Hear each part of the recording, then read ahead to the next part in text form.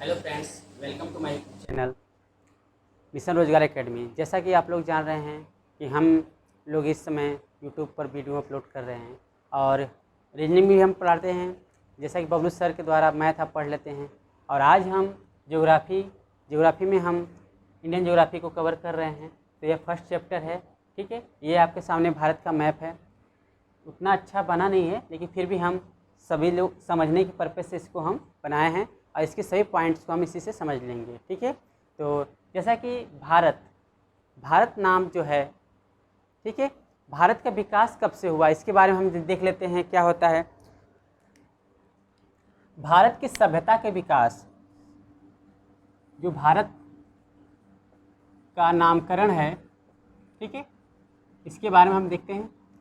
भारत का नामकरण, भारत की सभ्यता का विकास तब से माना जाता है जब तक, जैसे क्या है, जब तक जैसे ही मानव की उत्पत्ति हुई है, मानव की उत्पत्ति जिस तरह से धरती पर हुई है, तब से ही इसको हम मानते हैं कि भारत का विकास हुआ है।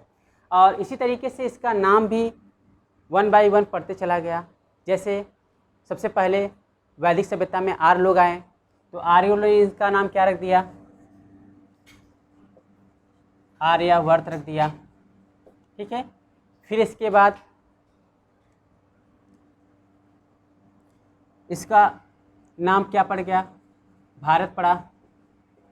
फिर पर्शियन लोग आए, जो कि ईरान, जो कि पहले इसका नाम पर्शियन था, आज के युग में इसका नाम ईरान है। वहाँ के लोग आए तो इसका नाम क्या रखें,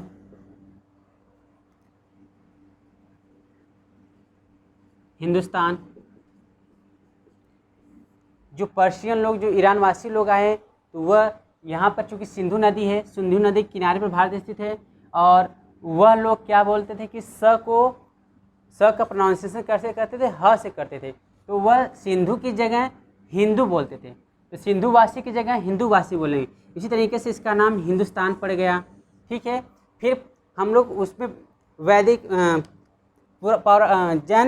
जैन पौराणिक कथाओं में हम लोग इसको देखते हैं, हिंदुस्तान का नाम जम्बू द्वीप पड़ा।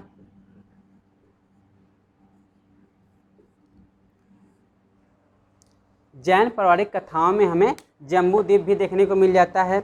और ग्रीक लोग आए तो ग्रीक भाषा में इसको क्या रख दिए, इंडिया, इंडस बोलते थे, तो इंडस से पड़ गया इंडिया, ठीक है।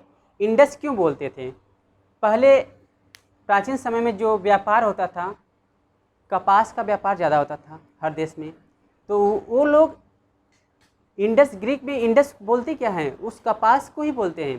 तो जब कपास का आयात होने लगा, निर्यात होने लगा भारत से, तो वो लोग बोलते थे कि इंडस, भारत क्या बोलते थे, इंडस, इंडस बोलते थे। तो वहाँ से इसका नाम पड़ गया इंडिया, ठीक है। क्या पड़ गया, इंडिया पड़ गया। आइए हम कुछ पॉइंट्स को और देख लेते हैं। हम देखते हैं भारत का उल्लेख संविधान में भी है। संविधान के अनुच्छेद 1 में भी कहा गया है, भारत राज्यों का संघ होगा। भारत राज्यों का संघ होगा। यह भारतीय संविधान के अनुच्छेद आर्टिकल 1 में कहा गया है, ठीक है। India that is Bharat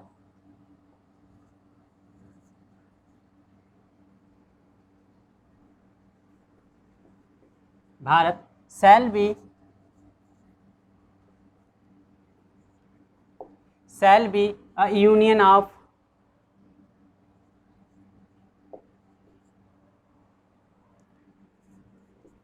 state, ठीक है। ऐसा उल्लेख भारत के संविधान के आर्टिकल 1 में कहा गया है। क्या है, भारत राज्यों का संघ है, और इंग्लिश में क्या किया गया, इंडिया, इसी का उल्लेख भारत के संविधान आर्टिकल 1 में है। India that is Bharat shall be a union of states, ठीक है। अब आइए हम देखते हैं कुछ पॉइंट्स को और। आइए हम कुछ और इम्पोर्टेंट पॉइंट्स को हम देख लेते हैं। भारत की स्थिति और विस्तार के बारे में बात कर लेते हैं। अब यहाँ पर भारत की मैप की आवश्यकता पड़ेगी। ठीक है, भारत की स्थिति एवं विस्तार की बात करते हैं। जैसा कि हम जानते हैं कि भारत जो है उत्तर पूर्व गोलार्ध में, उत्तरी पूर्वी गोलार्ध में स्थित है। ये देख लीजिए आपके सामने। ठीक है, यह क्या है, यहाँ पर नॉर्थ, साउथ, ईस्ट, वेस्ट ये डायरेक्शन होता है। और जो भारत है आपका यहाँ पर स्थित है। ठीक है, ऐसे है, यहाँ पर स्थित है। यह भूमध्य रेखा है, इक्वेटर लाइन है, 0 डिग्री इक्वेटर लाइन है। और यह 0 डिग्री देशांतर लाइन है। ठीक है, या GMT जिसे बोल सकते हैं। तो भारत की स्थिति यहाँ पर है, हम इसकी बात करते हैं। ठीक है, अगर हम भारत की स्थिति के बारे में बात करते हैं तो भारत कहाँ पर है, सबसे पहले हम कहेंगे उत्तरी पूर्वी गोलार्ध में स्थित है। अब आइए हम इसके अक्षांशीय विस्तार, देशांतीय विस्तार, लंबाई चौड़ाई और सबकी बात करते हैं, क्षेत्रफल के बारे में बात कर लेते हैं। तो अवस्थिति की बात हम कर दिए हैं, उत्तरी पूर्वी गोलार्ध। ठीक है, उत्तरी पूर्वी गोलार्ध में स्थिति है। अब क्षेत्रफल की बात कर लेते हैं। तो जो इसका पूरा क्षेत्रफल है, एरिया है, वह पूरा है 32,87,263 वर्ग किलोमीटर। हम किलोमीटर स्क्वायर भी कर दे रहे हैं, वर्ग किलोमीटर। ठीक है, जो पूरे विश्व के क्षेत्रफल का, कितना है, 2.43% है। ठीक है, यह हो गया क्षेत्रफल की बात हो गई। भारत की जनसंख्या के बारे में बात कर लेते हैं। तो जनसंख्या क्या है इस समय, जैसा कि 2011 की जनगणना के अनुसार 121 अरब कुछ था, अब और बढ़ गया है। जो पूरे विश्व की बात करते हैं तो जनसंख्या की दृष्टि से भारत क्या है, पूरे विश्व में दूसरे नंबर पर है। और सबसे पहले स्थान पर चाइना है और दूसरे पे कौन सा है, भारत है।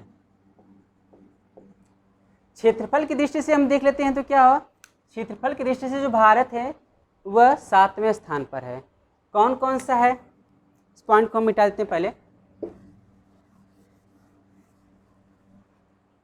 क्षेत्रफल की दृष्टि से भारत 7वें स्थान पर है। तो पहले स्थान पर कौन हो जाएगा, रूस,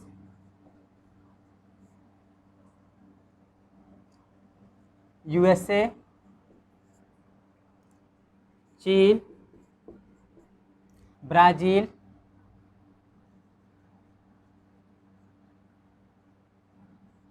रूस, अमेरिका, चीन, ब्राज़ील,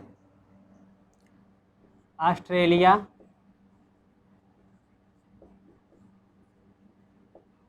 और 1 2 3 4 5 6 रूस, अमेरिका,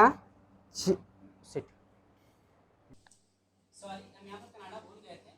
अब देखिए क्षेत्रफल की दृष्टि से भारत क्या है, 7वें स्थान पर है। और उसके पहले के हम सभी देश के बारे में बात करते हैं। तो क्षेत्रफल की दृष्टि से सबसे बड़ा देश कौन सा है, रूस, कनाडा, अमेरिका, चीन, ब्राज़ील, ऑस्ट्रेलिया, फिर भारत है। ठीक है, तो हम कह सकते हैं कि यह क्षेत्रफल की दृष्टि से कौन सा स्थान है, 7वां स्थान है। ठीक है, अब हम बात कर लेते हैं जनसंख्या की दृष्टि से। हमने बताया है, फिर से देख लेते हैं एक बार। जनसंख्या की दृष्टि से क्या है, ये पूरे विश्व का 17.5% मान के लिए जनसंख्या की दृष्टि से भारत का स्थान कैसा है, दूसरा है। जो पूरे विश्व का 17.5% है। पहले स्थान पर क्या है जनसंख्या की दृष्टि से, चीन है, सबसे आगे है। दूसरे नंबर पर कौन सा है, भारत है। ठीक है, आइए कुछ और पॉइंट्स को हम देख लेते हैं। अब हम भारत की अक्षांशीय विस्तार और देशांतरी विस्तार को हम देख लेते हैं। हम यहाँ पर देख लेते हैं अक्षांश किसे कहते हैं। देखिए यह जो लाइनें होती हैं, क्षैतिज लाइनें जो होती हैं, उसको हम अक्षांश बोलते हैं। क्या बोलते हैं, अक्षांश। मान लीजिए 0 डिग्री इक्वेटर लाइन है, भूमध्य रेखा है। ठीक है, और यह जो लाइन है, मान लो यहाँ पर 0 डिग्री देशांतर है। ठीक है, तो यह जो लाइनें होती हैं क्षैतिज, इन्हें हम अक्षांश कहते हैं, और जो खड़ी लाइनें होती हैं इन्हें हम देशांतर कहते हैं। इन्हें अक्षांश और इन्हें हम क्या कहते हैं, देशांतर। ठीक है, और यह जो एक जाल नुमा बन रहा है, संरचना जो बन रही है, इसको हम बोलते हैं प्रक्षेप। ठीक है, क्या बोलते हैं, प्रक्षेप बोलते हैं। और यहीं पर हम एक चीज़ और देख लेते हैं, जो दो देशांतर के बीच की जो दूरी होती है, जो दो देशांतर के बीच की दूरी होती है, उससे हम बोलते हैं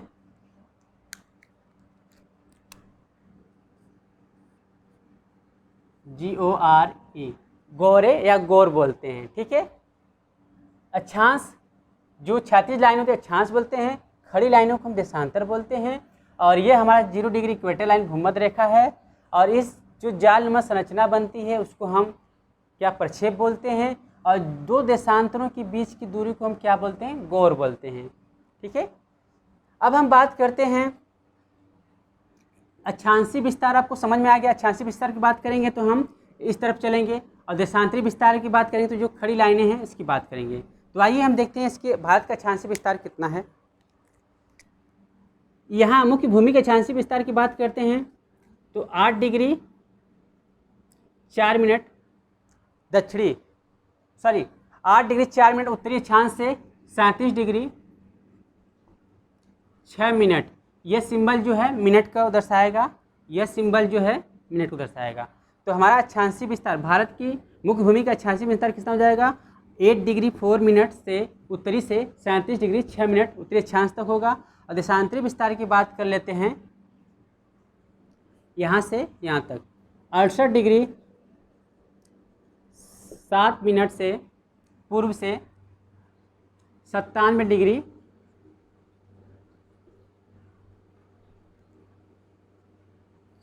6 मिनट, 97 डिग्री 25 मिनट पूर्वी देशांतर। ठीक है, अक्षांशीय विस्तार की बात करते हैं तो 8 डिग्री 4 मिनट उत्तरी से 37 डिग्री 6 मिनट। और देशांतरी विस्तार की बात करते हैं 68 डिग्री 7 मिनट से 97 डिग्री 25 मिनट, 25 मिनट बोल सकते हैं। ये तो रहा मुख्य भूमि की अक्षांशीय विस्तार।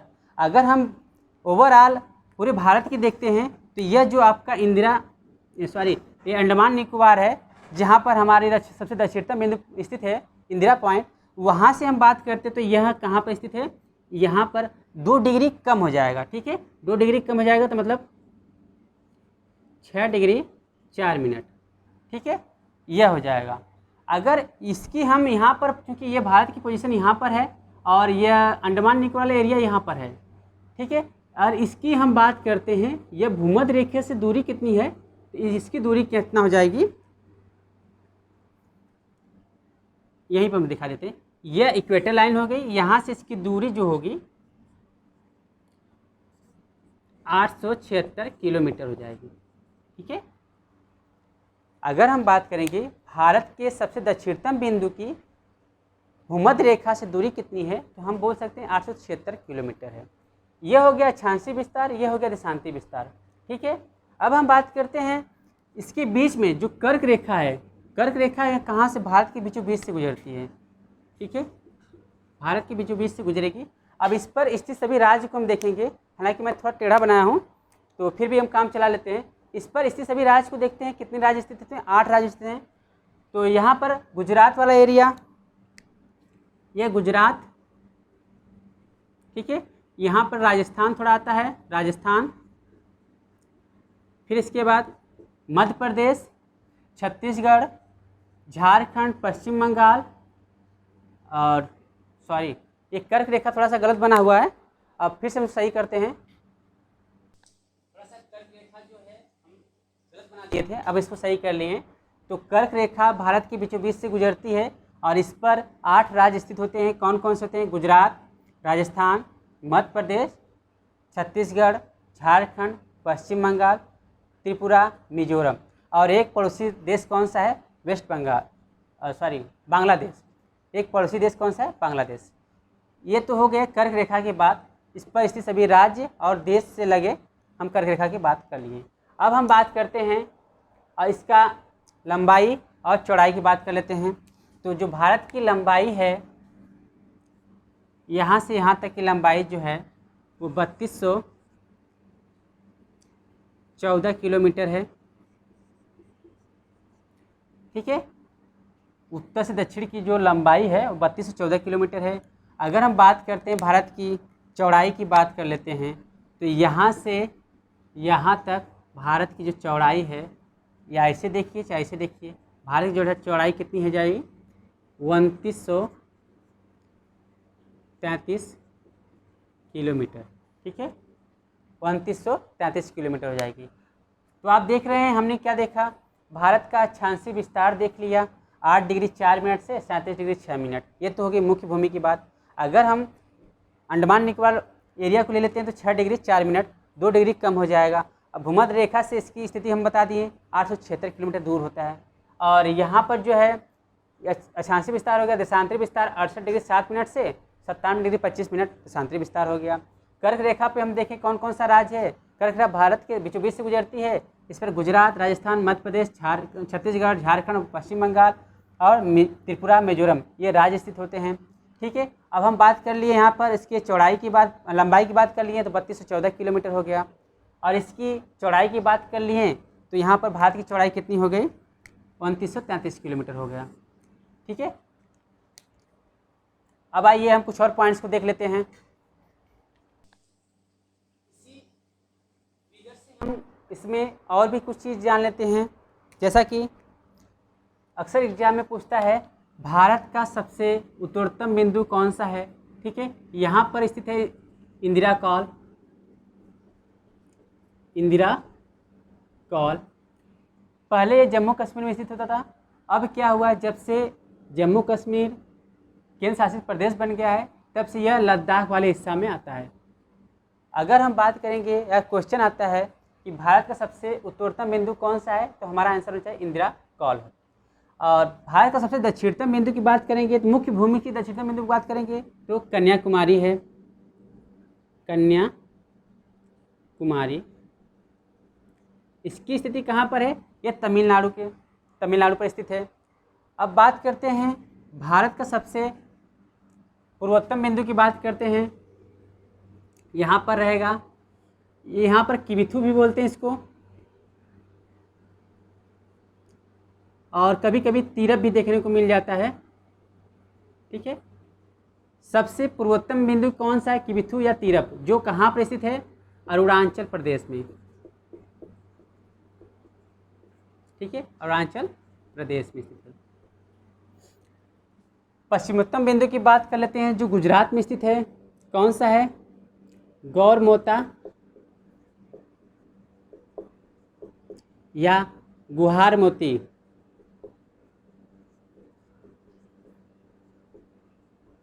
ठीक है, अब बात करते हैं भारत की सबसे दक्षिणतम बिंदु। अगर हम इस द्वीप को शामिल करते हैं तो वो क्या होगा, इंदिरा पॉइंट हो जाएगा। इंदिरा पॉइंट। ठीक है, इंदिरा पॉइंट।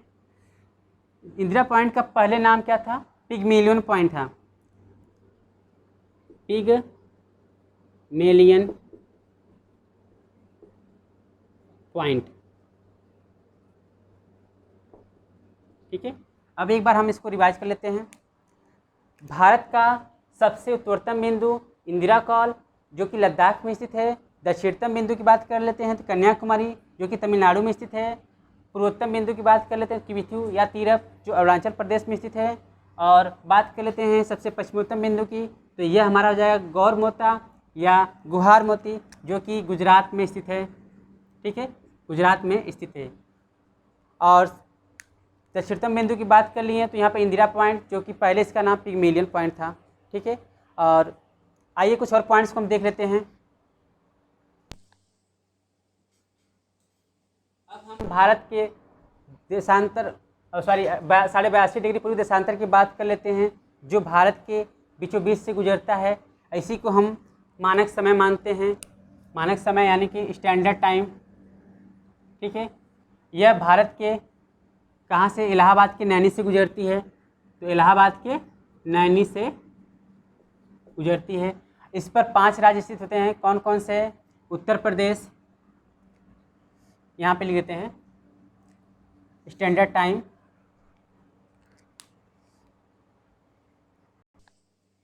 तो भारत के मानक समय की बात कर लेते हैं। ये भारत के लगभग बीचों बीच से गुजरती है। हमने बता दिया यह इलाहाबाद के नैनी से गुजरती है। और इस पर स्थित राज्य 5 राज्य स्थित होते हैं। कौन कौन से होते हैं? उत्तर प्रदेश, मध्य प्रदेश, छत्तीसगढ़ और उड़ीसा, आंध्र प्रदेश। ये 5 राज्य इस भारत के जो स्टैंडर्ड टाइम होती है, जिसको मानक समय रेखा माना जाते हैं, उस पर स्थित है। यह मानक समय रेखा जीएमटी से, जीएमटी कहाँ पर स्थित होगी? यहाँ पर जीएमटी स्थित है। उससे कितने आगे है? तो 5.5 घंटा, ठीक है, 5 घंटा आगे है। जीएमटी से 5.5 घंटा आगे है। मतलब कि यहाँ पर सूर्य सबसे पहले उगेगा और उसके बाद यहाँ पर सबसे पीछे उगेगा। ये जो अंतर है, देशांतर जो लिया गया है, ये पूरे भारत का ओवरऑल क्या है, एकदम मध्य में लिया गया है। ठीक है। अगर हम बात करते हैं भारत का ये जो पश्चिमोत्तर बिंदु से पूर्वोत्तर बिंदु के अगर हम टाइम का डिफरेंस देखते हैं तो लगभग 2 घंटे का अंतर होता है। यहाँ पर अगर टाइम कुछ और है तो यहाँ पर कुछ टाइम और होगा, उसमें डिफरेंस कितना होता है? 2 घंटे का अंतर होता है। ठीक है। अब हम बात करते हैं भारत की जलवायु के बारे में बात कर लेते हैं। तो जैसा कि हम सभी लोग जानते हैं, भारत के उत्तर में हिमालय पर्वत है और यहाँ से मानसूनी हवाएं चलती हैं, हिमालय से टकरा कर वर्षा कर देती हैं। वही पश्चिमी विक्षोभ से जो चलती हैं वह भारत में प्रवेश नहीं कर पाती हैं, इसलिए यहाँ पर वर्षा, इसलिए इसको हम बोलते हैं मानसूनी जलवायु वाला क्षेत्र बोलते हैं। आकार की बात कर लेते हैं तो देखिए 3 तरफ से समुद्र से घिरा हुआ है, 3 तरफ से समुद्र से घिरा हुआ है, इसलिए इसको हम प्रायद्वीपीय बोलते हैं। और आकार क्या हो जाएगा इसका? त्रिभुजाकार। प्रायद्वीप जो त्रिभुजाकार हो जाएगा, ठीक है, यह प्रायद्वीपीय क्षेत्र जो हो जाएगा वह त्रिभुजाकार हो जाएगा। ठीक है। अब हम बात कर लेते हैं तटीय सीमा की, तटीय और स्थलीय सीमा की बात कर लेते हैं। तो थोड़ी से हम इसको मिटा देते हैं। अब हम भारत की स्थलीय सीमा की बात कर लेते हैं। यहाँ से यहाँ तक जो एरिया है वह स्थल से स्थलरुद्ध है, तो इसकी हम बात कर लेते हैं। तो स्थलीय सीमा का जो विस्तार है वो 15,200 किलोमीटर, 15,200 किलोमीटर दिया जाता है, लेकिन इसका एग्जैक्ट होता है 15,106 किलोमीटर होता है। इसके यहाँ आगे हम बात करेंगे। ठीक है। और तटीय सीमा की बात, तटीय सीमा मतलब जो ये समुद्र से लगा हुआ है उसको तटीय सीमा बोलते हैं। तटीय सीमा की बात कर लेते हैं तो ये मुख्य भूमि की तटीय सीमा की बात करते हैं तो 6100 किलोमीटर है। ठीक है, 6100 किलोमीटर। अगर हम इस द्वीपीय और अंडमान निकोबार और लक्षद्वीप इसको अगर हम शामिल कर देते हैं तो तटीय सीमा की लंबाई हो जाएगा 7,516.6 किलोमीटर हो जाएगा। ठीक है। और सबसे लंबा तटीय क्षेत्र वाला जो राज्य है वह गुजरात है। अब आइए कुछ और पॉइंट हम देख लेते हैं। जैसा कि हमने बताया सबसे लंबा राज्य जो तटीय रेखा बनाती है वो गुजरात है। अब हम सभी राज्य के बारे में देख लेते हैं कि वह कितना तटीय सीमा बनाती है। जैसा कि आपके सामने दिया गया है, अंडमान निकोबार, इसकी तटीय सीमा की लंबाई होती है 1962 किलोमीटर। ठीक है। अब बात करते हैं गुजरात की, तो यह 1214.7 किलोमीटर है। अब बात करते हैं आंध्र प्रदेश की तटीय सीमा की बात कर लेते हैं तो 937.70 या 937.70 किलोमीटर है। ठीक है। तमिलनाडु की बात कर लेते हैं तो तमिलनाडु की तटीय सीमा की लंबाई जो है 960.90 किलोमीटर है। महाराष्ट्र की तटीय सीमा की बात कर लेते हैं 652.60 किलोमीटर है। केरल की तटीय सीमा की बात कर लेते हैं तो 569.70 किलोमीटर हो जाएगा। ठीक है। अब बात कर लेते हैं, केरल का हो गया 569.70। उड़ीसा की बात कर लेते हैं 457 किलोमीटर है। ठीक है। कर्नाटक की बात कर लेते हैं तो 280 किलोमीटर है। और पश्चिम बंगाल की तटीय सीमा की बात कर लेते हैं तो 157.50 किलोमीटर है। ठीक है। अब देख लेते हैं लक्षद्वीप की बात करें तटीय सीमा की लंबाई कितनी है तो 132 किलोमीटर है। गोवा की तटीय सीमा की लंबाई बात कर लेते हैं 151 किलोमीटर है। पुदुचेरी की बात कर लेते हैं तो 31.60 किलोमीटर है। और दमन एवं द्वीप की बात कर लेते हैं तो 27.20 किलोमीटर है। अगर इस पूरे को ऐड कर दें तो हमारी तटीय सीमा की लंबाई कितनी हो जाएगी? 7516.60 किलोमीटर है। हम याद करने के लिए केवल यही बोलते हैं 7516.6 किलोमीटर। ठीक है, यह होगी तटीय सीमा की लंबाई की बात हो गई। अब आते हैं कुछ और पॉइंट देख लेते हैं। आइए कुछ और पॉइंट हम देख लेते हैं यहाँ से। इंदिरा पॉइंट और इंडोनेशिया के बीच जो है ग्रेट चैनल का निर्माण होता है। चैनल क्या होता है इसको हम समझ लेते हैं। जब दो स्थलीय सीमा के बीच में कोई जली मार्ग या समुद्री मार्ग स्थित हो तो हम चैनल बोलते हैं। ठीक है, तो यहाँ पर इंदिरा पॉइंट और इंडोनेशिया के बीच ग्रेट चैनल स्थित है। मिनिकॉय व मालदीव के बीच 8 डिग्री चैनल स्थित है। इसको याद कैसे करेंगे? देखिए यहाँ पर मिनिकॉय में म और इसमें मालदीव में म दोनों सेम है, तो यहाँ पर 8 डिग्री चैनल हम क्या करते हैं, देखिए यहाँ पर और यहाँ पर ऐसे ये दोनों क्या आ रहा है, यहाँ से काट देंगे मतलब 2 जीरो बन रहा है, मतलब सेम है। ठीक है, इसको याद करने के लिए हम देखेंगे और देखेंगे मिनिकॉय व लक्षद्वीप के बीच में 9 डिग्री चैनल बनता है। ठीक है, इसको याद कैसे करेंगे? मिनिकॉय अगर आपसे पूछा जाए आपका लक्ष्य कैसा होना चाहिए, मिनी होना चाहिए, तो आप बोलेंगे नहीं नो, तो इसका मतलब क्या है? नो मतलब नहीं, 9 हो जाएगा। तो मिनिकॉय व लक्षद्वीप के बीच कौन सा चैनल हो जाएगा? 9 डिग्री चैनल हो जाएगा। अब बात कर लेते हैं अंडमान और कार निकोबार, जो हम बताए थे इंदिरा पॉइंट जो वहाँ पर है, उसके ऊपर जो हम चलेंगे तो कहाँ पर जाएगा? यह उत्तरी अंडमान होता है जो नीचे वाला होता है, उसके नीचे कार निकोबार होता है। तो अंडमान और कार निकोबार के बीच कौन सा होता है? 10 डिग्री चैनल स्थित होती है। ठीक है, 10 डिग्री चैनल होती है। अब आइए हम देख लेते हैं हिंद महासागर के महत्व के बारे में बात कर लेते हैं। ठीक है, जैसा कि हिंद महासागर भारत क्या है, एक केंद्रीय स्थिति, हिंद महासागर में एक केंद्रीय स्थिति की भूमिका निभाता है। ठीक है, क्योंकि अब देखिए ये भारत है और यहाँ पर देखिए हिंद महासागर है, अरब सागर है, बंगाल की खाड़ी है, तो मतलब यह भारत क्या है, एक केंद्रीय स्थिति, यहाँ पर केंद्रीय स्थिति में है। आइए हम इसके बारे में कुछ देख लेते हैं। और जैसा कि हमने बताया हिंद महासागर का महत्व, और हमने बताया कि भारत जो है हिंद महासागर में केंद्रीय स्थिति रखता है और एकमात्र देश, भारत एकमात्र देश है जिसके नाम पर किसी महासागर का नाम पड़ा है। ठीक है, अब बात करते हैं प्रादेशिक सीमा। प्रादेशिक सीमा की बात करते हैं तो आधार रेखा से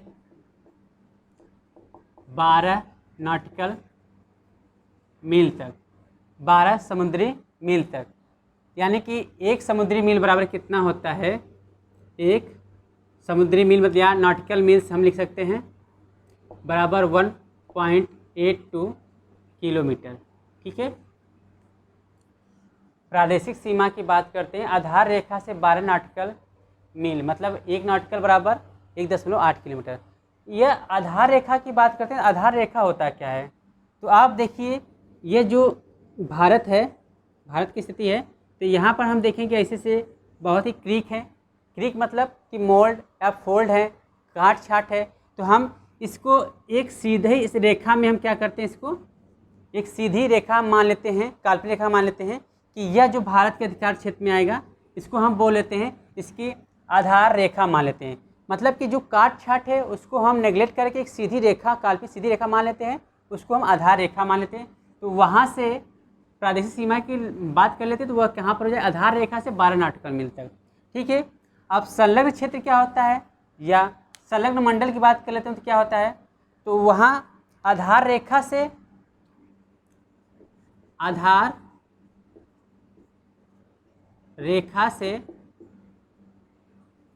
24 नॉटिकल मील तक।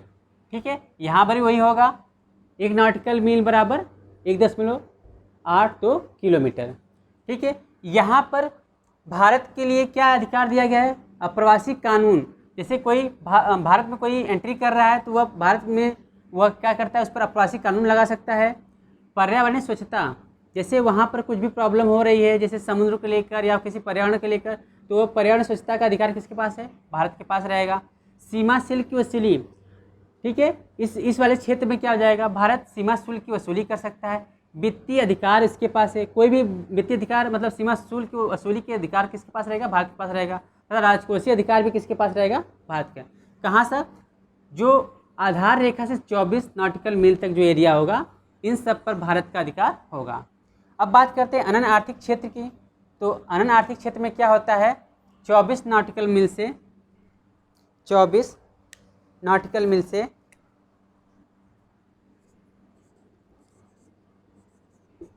200 नॉटिकल मील तक। ठीक है, अनन्य आर्थिक क्षेत्र की बात कर लेते हैं। ठीक है, अनन्य आर्थिक क्षेत्र की बात कर लेते हैं 24 नॉटिकल मील से 200 नॉटिकल मील तक।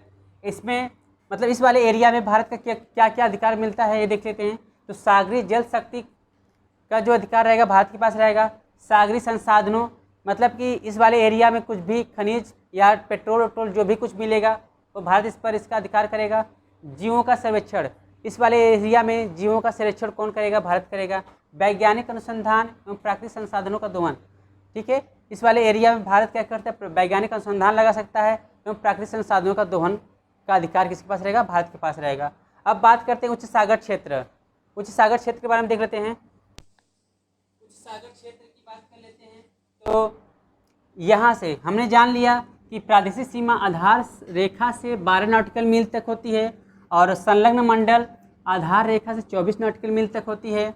और अनन्य आर्थिक क्षेत्र की बात करें 24 नॉटिकल मील से 200 नॉटिकल मील तक होता है। तो उच्च सागर क्षेत्र क्या हो जाएगा, 200 नॉटिकल मील से जो अधिक एरिया हो जाएगा उसको हम बोलेंगे उच्च सागर क्षेत्र। यहाँ पर सभी राष्ट्रों का समान अधिकार रहेगा। ठीक है, सभी राष्ट्र जैसे सैन्य अभ्यास होते हैं तो इस एरिया में आप सभी कंट्री आके अपना सैन्य अभ्यास कर सकते हैं। अब हम बात कर लेते हैं, जैसा कि हम जानते हैं कि नेपाल और भूटान, ठीक है, नेपाल और भूटान भारत और चीन के बीच मध्यस्थ बफर स्टेट की भूमिका निभाते हैं। भारत और चीन के बीच मध्यस्थ या बफर स्टेट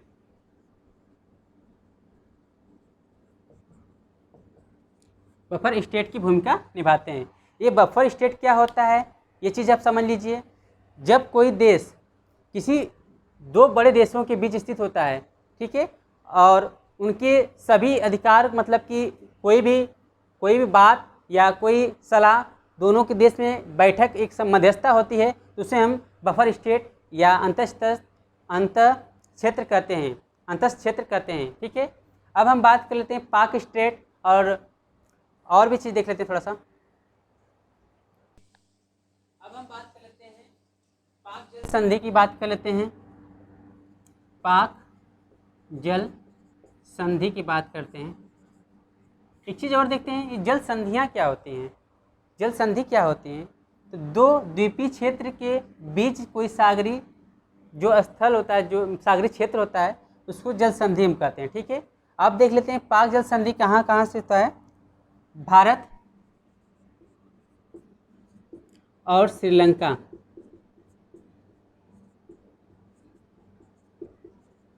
भारत और श्रीलंका के मध्य कौन सा पाक जल संधि है, या इसी को पाक स्टेट भी बोलते हैं। ठीक है, एक चीज़ और हम देख लेते हैं यहाँ से, तमिलनाडु और श्रीलंका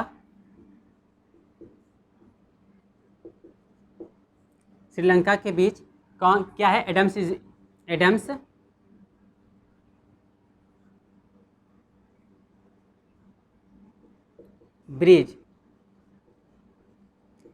ब्रिज स्थित है। कहाँ स्थित है, तमिलनाडु और श्रीलंका के बीच में एडम्स ब्रिज स्थित है। ठीक है, यह इसी का एक भाग होता है पंबन द्वीप। अगर हम बात करें कि पंबन द्वीप किसका भाग है, तो हमारा आंसर होगा एडम्स ब्रिज का भाग है। एडम्स ब्रिज किसके बीच स्थित है, तमिलनाडु और श्रीलंका के बीच। ये एडम्स ब्रिज ही क्या करता है, भारत को श्रीलंका से अलग करता है। ठीक है, यहाँ तक हम इसको रहने देते हैं। अगर हमारे पढ़ाए गए किसी चीज़ में कोई त्रुटि हो जाती है तो हमको प्लीज़ कमेंट के द्वारा बताइए, और आगे हम और भी कुछ पॉइंट आउट इसके बारे में हम देख लेंगे। ठीक है, तो मिलते हैं अगले वीडियो में। Thank you.